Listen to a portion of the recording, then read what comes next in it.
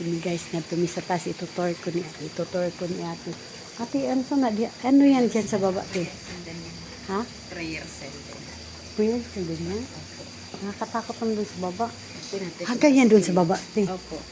Talaga? Wala kasi patay na ako ng mga ilaw. Hanggang itong last floor na to, te. Yan guys, ngayon nagbalik na. Okay. Andaran ka pa doon, ma? Okay lang, dito na lang.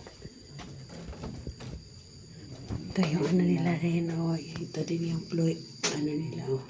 Yan, ganyan talaga ang magpe-prayer. Dito sila nagkukulong. Minsan meron ilang araw nagpe-pray mga ano dito, te. Maabot ng ano, ng isang araw, mayroon talaga. Talaga. Mayroon din dalawang araw, wala. Ay, palaging dito. Hindi yung isang tao lang nagkukulong ng ilang araw. Mayroon dyan. Hindi kumakain. Ay, yung pag-fasting po. Pag nag-fasting ilang araw. Ewan ko, depende po yung ano nila. Kung ano, Ang ilang may araw, 3 oo. days, may 1 week. So, kung magpapasing sila, ano sila dyan, ganyan, 3 days din sila nasa sa room dyan. Hindi naman. Hindi. Lalabas din sila. Lumalabas din sila.